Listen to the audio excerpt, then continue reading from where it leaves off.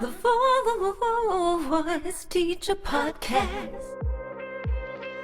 Hello, welcome to the Voice Teacher Podcast. I am Sam Johnson, and I am joined with Aimee, who is the head of mentors at the International Voice Teachers of Mix. And today, we're going to be talking about her vocal journey and how to sing like Kristin Chenoweth. Woohoo! You know, Sam, I think the first thing that you have to be able to sing like Kristin Chenoweth is you have to look like her. I have this picture that I made specially because I was going to do a whole concert of just Kristin Chenoweth songs. So Goodness, there it is. So for our viewing audience, we'll put this in the show notes. I mean, for our listeners, if you can't see this, because obviously you're just listening. Okay, so way back in 2003 when Wicked came out, I was in college, probably a freshman. I think I was a freshman. And people started saying, "Oh my gosh, you sound like that girl who's Glinda in Wicked, or you look like her." And I was like, what? Who is this girl? And so anyway, this is a picture of me next to Kristin Chenoweth. And this picture, it's about 5 years old, and I'm actually like 8.5 months pregnant. So, you know, that lovely glow to my face is just the joy of having someone kicking your ribs all day. So you can see some of the anatomy. We're actually about the same. We are the same height. We're both 4'11". We're both blonde. Not naturally. It's you can see we both have roots. Impossible to describe, but yeah. Anyway, yeah. Aside from hair color and being the same height, you can see some of the anatomy. Like, look, we both have really somewhat narrow noses. Our cheekbones are fairly similar. Her chin's maybe a little more pointed than mine, but I'm a little thinner now than I was then, so maybe you can just see it better. But anyway, that's just kind of for fun. It's an interesting thing because I think a lot of times people can get super into like, oh, there's this physical limitation that makes you sound the exact way you are, and therefore you can't be this. And I think people use it in a very restrictive way, where this is just like a fun thing. Like, yeah, you guys look really similar for whatever reason. Are you able to sound similar to her? You know, it's funny because no matter where I sing and no matter what I sing, somebody in the audience always comes up and says, "You remind me of that girl in that witch show, the blonde one." Like, oh, Kristin Chenoweth? We're like twinners, you know? And it's funny. I sang through Girl in 14G today as I was getting ready because I was like, I haven't sung that for a long time. I wonder if I still sound pretty similar. I'm like, maybe I'll just do a recording and post it side by side hers so we could just like sound like twins. I don't know. She's like a kindred spirit. She's my sister in so many ways. But yeah, we look a lot alike. We sound a lot alike. Different, of course, but similarities. And it's funny because when people started saying that, I went on a journey. I really wanted to find out, okay, so who is this Kristin Chenoweth chick? And because she was she had just won her 1999 Tony for Good Man Charlie Brown. And then, so 2003, so like 4 years later, so 1999, I was in high school, but you know, there was no such thing as YouTube. There was like, unless you actually tuned into the Tonys, you probably didn't know who anybody was. That makes me feel so old, but that's okay. I'm good. I'm still 16 years younger than her, so that makes me feel better, right? No, I love you, Kristin. If you ever see this, just know that I love you. I think you're amazing. And so anyway, I went on this journey. People kept saying this, and I was like, okay, well, I'm going to learn who she is. And I had a voice teacher in college who was very much like, he had met her and worked with her in a show. He was this great big guy, just, you know, big and heavy and took up a lot of space and in a good way. And he told me this, that she was backstage with him and they were standing out, peeking at the people on stage, waiting to go on. And she turns up and looks at him and says, "Am I blocking your view?" You know, I just total her. And he just loved her. And so he gave me everything he could think of that was like her, maybe because he saw me physically, and my hair was actually a lot darker back then because natural blondness and all. Yeah, so I started listening to everything, and I got her first album, Let Yourself Go, the one that has Girl in 14G and If You Hadn't But You Did and Going to the Dance With You. And I just sang those over and over because at the time I had no head voice really when I went to college, like barely. I was flying on the coattails of being someone who could belt that high D. I was just learning how to mix, and I thought I was so cool because I got a scholarship. So I must have been amazing, and like just kind of that cocky teenager. But you kind of have to be to have the gumption to do it. No idea what that feels like. No idea what that's like. No. So yeah, but I mean, you have to have that much belief in yourself to do that, to like venture into that field, I think, because otherwise you'll just be too scared to keep going for it. Yeah. So I started listening to those and singing along with her. And because like, it was funny because my teacher saw me as very much this soprano ingenue. He said, Aimee, you're a coloratura soprano. You're not an alto. I was like, wait, he was saying that and you had no head voice? Well, it's not like I didn't have any head voice. It just wasn't developed. It was an underdeveloped head voice, I should say. I had been the little girl with the big voice. I had been the belter. I was the Leanne Rimes wannabe. Like I grew up singing country. I mean, and definitely musical theater. But at that time I was like on the line. Do I want to be a country singer? Do I want to be going to musical theater? Because, you're young and you're still thinking things out. And who knew it? I wanted to be a voice teacher for real. So did you do any sort of choir stuff in high school? Oh, this is a funny story. I did not make choir in high school. Wow. Okay. I did not make it. I know, right? I loved choir. I sang all through junior high. It was like such a source of pride and joy. And I loved it. And then I got to high school and you had to do the girls' choir. And then I auditioned at the end of the year. Now, it was kind of a rough day because I had just found out that day that I had to go audition for choir that I did not make advanced theater, which I was devastated by. Then I had to go right to my audition. So my audition for choir did not go well. And apparently I put down the wrong thing. Like you couldn't want something more than just what the next, like the juniors were allowed to have. Like I had put that, well, if I didn't make this choir, then I'd like to be in this one, which was like the nice one. I didn't know. I was just putting something down. Mm-hmm. And so I did not make choir my junior year. But when I was in choir the year before, I rotated through and sang every part. So it's not like I had no head voice. I just wasn't comfortable singing there.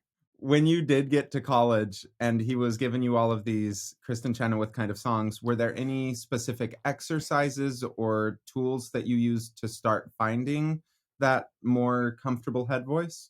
Well, okay, because I had kind of found my mix.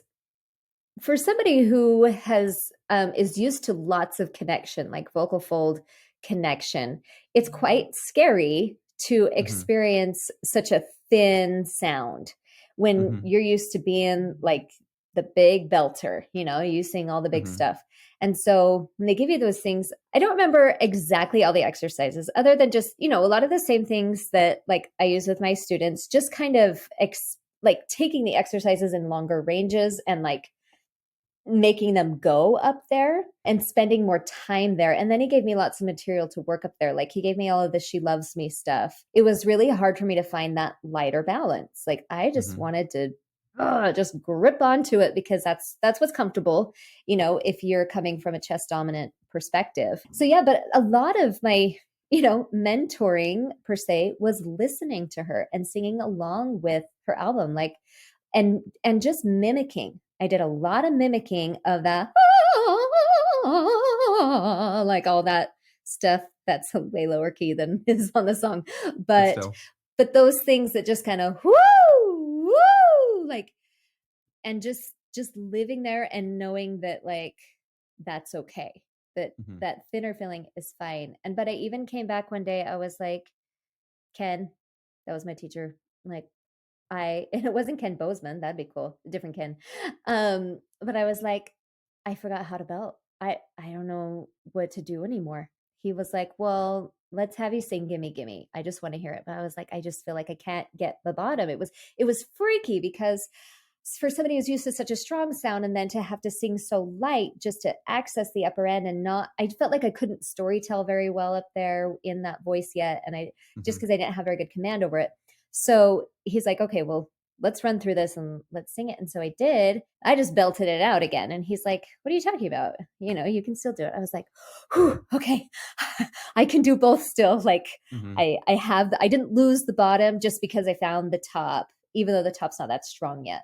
So I spent a lot of time singing her songs, they became my exercises. They became how I accessed that end of my voice. And so even still today, I feel like I still, anytime I sing up there, it's like, like, I mean, it gets a little bit of that. It's almost like kind of sound. people who are speaking in an accent, how they'll have like one phrase that kind of hooks them into the accent. And for you singing in that style, you have that kind of one or two phrases. I think that that's a pretty common thing for me, at least. I definitely have a few phrases. It's like, I can do this the exact same every time. It doesn't matter where my voice condition is. And this can kind of remind me what singing should feel like or can feel like. Once you started getting a little bit more comfortable in the headier, more legit sound, how did that affect your mix? Do you feel like it did give you any more versatility in your belty stuff? Totally. Yeah. I had a voice teacher that kind of hated me in college. We kind of were like this. I had 3 different teachers. I kept getting bounced around for various reasons. I'm like, fine, I'll try this one. And she's very classical and she just didn't like me. But I did learn a few things from her. She said, if you work on your upper end, it will make your lower end better and stronger. I was like, okay, I'll do it. Did you believe her when she said it? Not totally. No.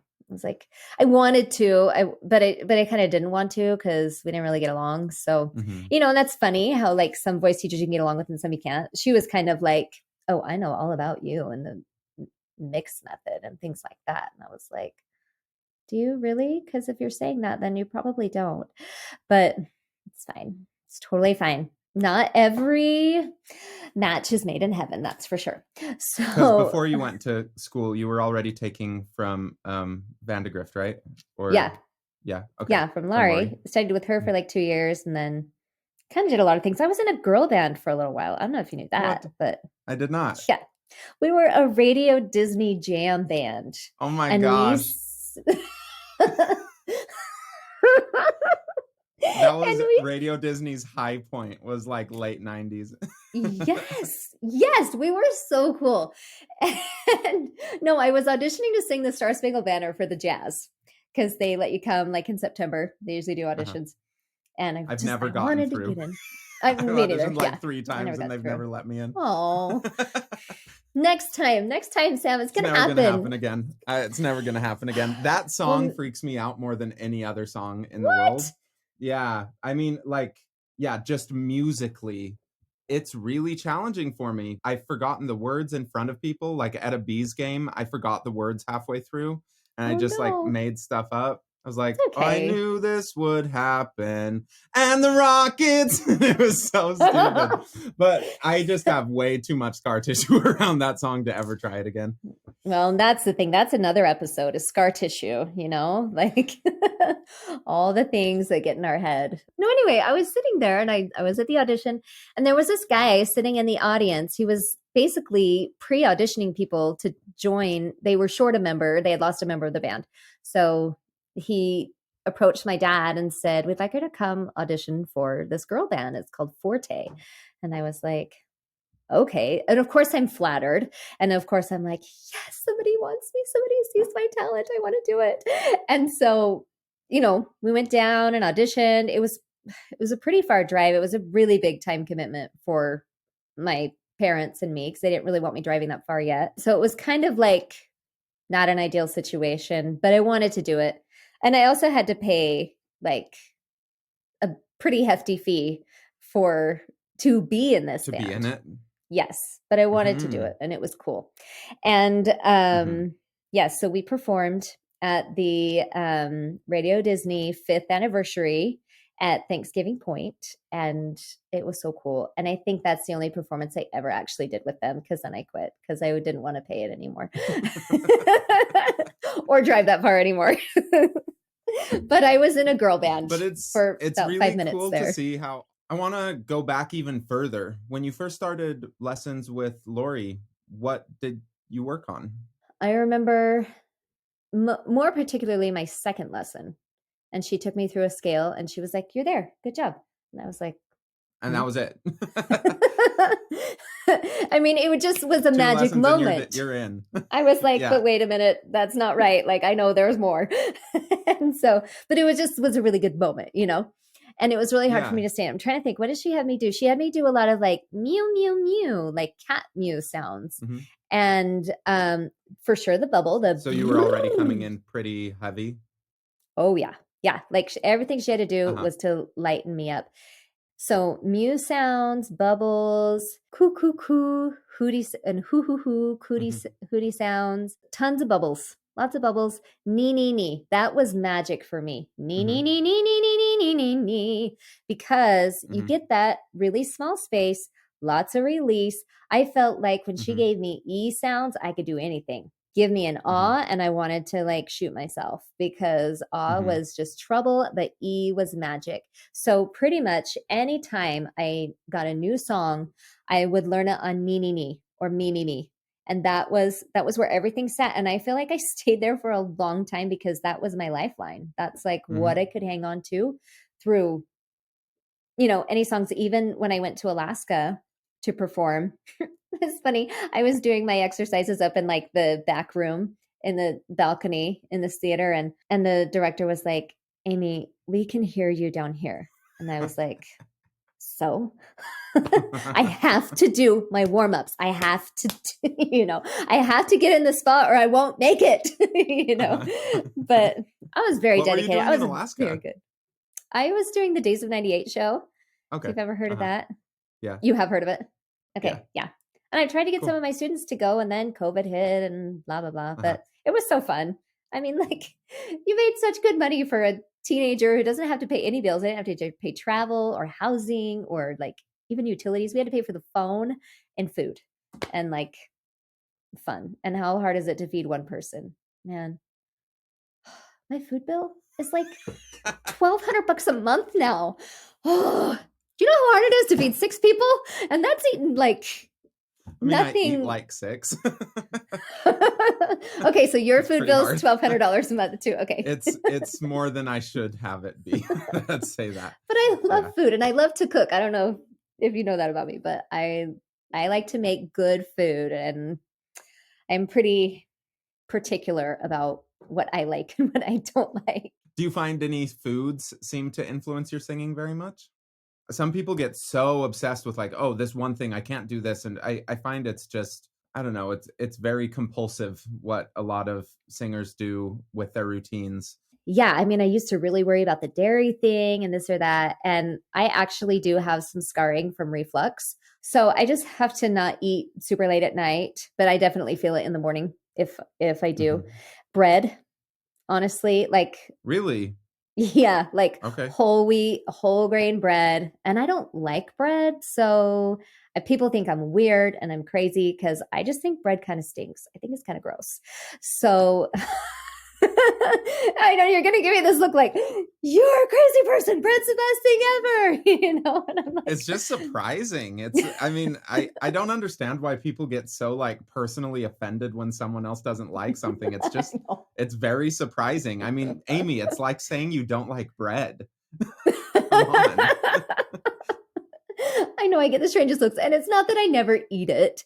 It's just that I don't feel great when I eat it. And maybe I'm a little bit gluten intolerant. I don't know. But, you know, just things like that. If I have a lot of bread several days in a row, I start to feel like yucky and I'll get more reflux. So I don't like it that much. So I don't eat it that much. And also just really greasy things, like lots of, you know, basically the classic reflux things, like the greasy burgers and fries, especially, you know, don't eat those late at night and they won't come back up to haunt you. Well, what I'm seeing, like, it seems really cool that kind of once you've made one of those breakthroughs, first off, it sticks with you like years and years past. Like those are some of those memories that I hold on to. Like they're just the most vivid memories where I'm in a room with Terry and we make a breakthrough, or I just finished with Dean and I'm crying in my car, or it's all of these things. And the whatever exercise kind of gets me there, I just latch onto, and I will get super obsessive and do it. Like when I was living by myself or living with my mom, I would do these exercises for 5 hours a day, just nonstop. And I mean, Whoa.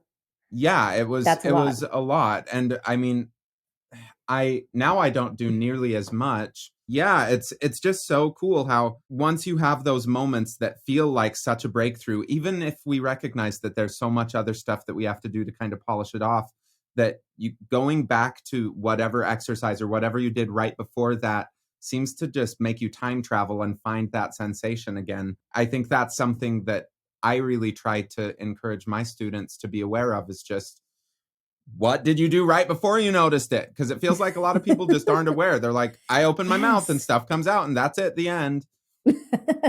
Wow, that's really great for you that it's that simple. Well, it's funny Yeah. because that's where the name of my studio comes from, Breakthrough Studios. Like it was Yeah. funny because I was naming my studio. I didn't have a name for it until after I'd been married for a while, and I was like getting busier and wanted to set it up a little bit more officially. And my husband said, we were brainstorming names, and I was like, I don't really want to name it after myself, or like what's a good name? And he's like, well, you're always coming home and getting really excited about somebody making a breakthrough. He's like, how about Breakthrough Studios? And I was like, oh, that's perfect. Because yeah, you're right. It's Perfect. all about those little moments, all about those things. I always like to tell my Mhm. students when they have a breakthrough, I'm like, your life just got better.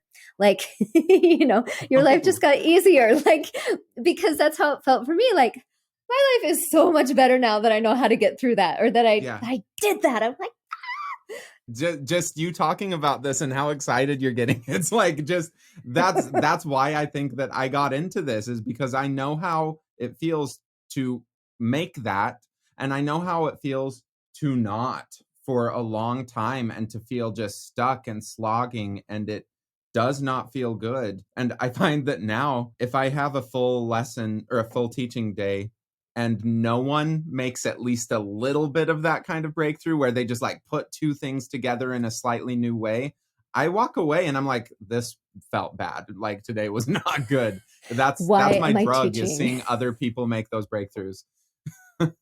Yes. Oh, totally. Well, even like, I don't know if you remember, but at the 2018 IFTOM conference, when Richard Lissamore was working with me and he took me all the way up to this G6, I have never hit that in my life. Mm. Like, and he Mhm. had me in a spot. I don't know if I don't think I've hit it since, but there was magic that day. And I was He's like, a magician. I did that. Like, how did I do that? Yeah. I've never done that before. I've never been able to release that, but it was so strong too. Like, Mhm. normally, I mean, I'm kind of a freakish person who can like belt a B flat, like, and Mhm. like a high B flat, and do weird things with my voice. I'm just really good at pulling mix. Like I was really good at pulling chest. I can pull mix really far. But so that the fact that he took me there, I was like, whoa, Yeah. it No, was really cool. he's just a And even total that's magician. exciting. And I didn't see Yeah. that conference live, but when I was watching the recordings back of it, that lesson actually was great advertisement for me to go sign up for lessons with him. And again, like with him, it's just connecting so many dots. And I Yes. feel like I've sung with some really wonderful teachers, and I don't know why, but almost never do I feel like I can sing as well in front of them as I can sing just when I'm practicing on my own. But Totally. Richard is That's like life. one of the only ones that pretty much every time that I see him, I feel like I'm singing better than I ever have in my life. That is so cool. He's magic. He is just, Yeah. and especially with that ultra high soprano range, it's just, Yes. ooh, he is so good. We Yeah. should get him on this. I agree. Yes, we should. I bet he would. He's so nice. He would come. But you know what's funny? I also notice, and this is like, okay, because I hear about this a lot in weightlifting. I'm like, it's totally like this in singing, because I feel like singing has set me up for everything else in my life. Like I can always draw a parallel. There's a thing called newbie gains when you're lifting. And in that first year of lifting, it's really common to gain muscle quickly because your muscles are really responsive, and you grow faster, and you can just make progress like that. And then as you go on, it's really hard to gain more muscle and more power. Mhm. Now with the voice, I notice like beginning singers, if they're in a good mental space, it doesn't exactly translate to the voice. The voice is very different, but just how a new singer who's excited to sing and will put in a little bit of time to study and like effort, they grow so fast. But like those of us who've been singing for 20, 30 years, we kind of take it for granted, like all the growth we've already made. And so the breakthroughs, even though like we're singing really well and singing at a high level, those little things are fewer and far between because you already can do so much with your voice. So yes, we get really excited about those, but it's like we still want more. It's like I still want to be that much better. I still want to be able to do that. I still want to be able to riff like her. I still want to be able to, like holding a note for 25 years, fine. Like that's no big deal. But like riffing 25 notes in 3 seconds, that's something I still need to figure out. So whatever. Yeah. Not exaggerating. It is such Those an are exact addictive numbers. feeling when those moments happen that it's kind of like training dogs. Like where you give them, you start off, you give them so many treats, just like all the time, treat, and then you don't give them one and they're like, wait, what?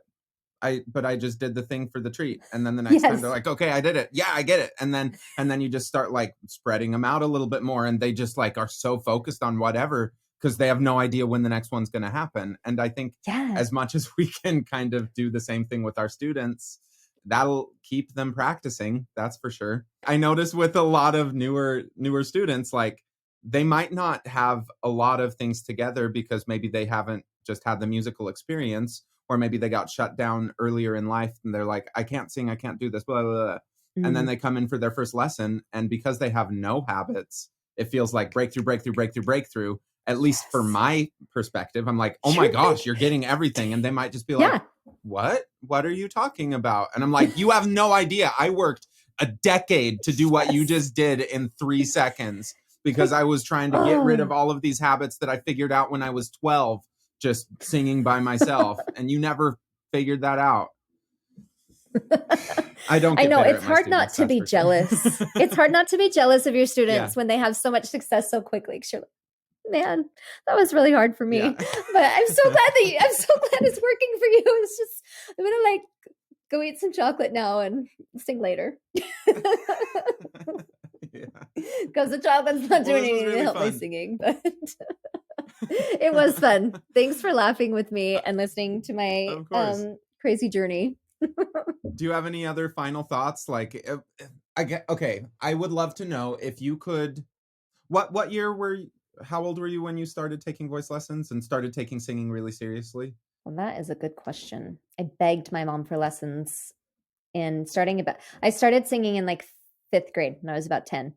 I begged my mom for lessons. She put me in a show choir in 6th grade. So it kind of, I had a bunch of different teachers, but high school is when I really got to drill down into it. If you had a time machine and were teaching 10-year-old you a lesson, what do you think your main focus would be? Same thing it was at 16. Same thing it was, getting me to mix, because I couldn't do it then. And I couldn't do it for a long time. I didn't know what it was supposed to feel like. And it wasn't until I really developed that upper end that my mix got stronger. And teaching people how to do it taught me so much, because I still was not a perfect mixer when I started at a whopping 18 years of age, considering, let's see, I started singing at like 10, 12. And started teaching at 18, almost 19. So that's very inexperienced, really, even though I did spend a lot of time doing it. Like, if you can like not mess someone up, I think that's got to be our first goal as teachers, is just do no harm. And if even at like 18, if you know 1 or 2 skills that you can tell when you're going to mess someone up, and you're just kind of staying in your lane and continuing to just get a little bit better and learn more tools and continue to work on yourself. I don't think that you have to wait until you're like PhD level pedagogue to be able to start teaching. Like, I was teaching some at 18 and I was very inefficient, but I learned a lot from it and my students learned from it. And I think that people get so scared to start. It's like, no, just, you can Progress, start as long as you know that, like, I'm not hurting people. Yes. Right. Well, and even back then too, like, mix was kind of a new term. It was, there weren't a lot of teachers available that were teaching people how to do that.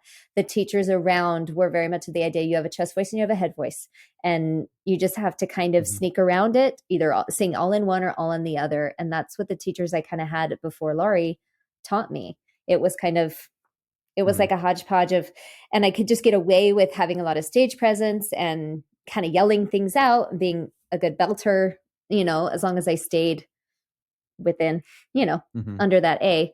Sometimes I could get to the B flat. But I remember seeing a notice for Les Mis auditions that you had to be able to belt a D to be able to be cast. And that was my goal. I was like, I bet I could do that. Like, figure that out. Now I'm like, oh, yeah, okay. And how can I help other people figure out how to do that? Awesome. So anyway, yeah, mix there you go. is such a weird word. Like there are so many different definitions that people use for it. We'll talk more in the future. Tune back in next week. Okay. And if you haven't already, download the past conferences, especially the one from 2018. You can see me hit a G6. That'll be fun. But no, really, they're only $100 for the old ones, $200 for the 2021. It's a steal. Or 21 or 22. It's $100 for any of the ones other than the very last one that we did. The last one that we did is $200 for the recordings. We have a really wonderful discount program. So if you are not from America, if you use a different currency, there is a chance that you will get a massive discount. So go check out ivtom.org/events and look into that because it's just a steal. Like the information in that is so good. And the Kelly Hidgley Masterclass. If you missed that, you can download it. It's only like 90 minutes. She talks about a lot of really great like acoustic things. And, you know, for all you voice nerds who want to learn more, it's so fun. But yeah, any other questions? See you next week. Okay, bye. Thank you for listening to the Voice Teacher Podcast brought to you by IFTOM, International Voice Teachers of Mix. Your co-hosts are Sam Johnson and Aimee Geddes. Learn more about IFTOM at iftom.org and find Sam Johnson at vocalese.net and Aimee Geddes at breakthrough-studios.com. Voiceover and theme song by Maz Mazak, and this podcast is edited by Amber. You have been listening to Ah.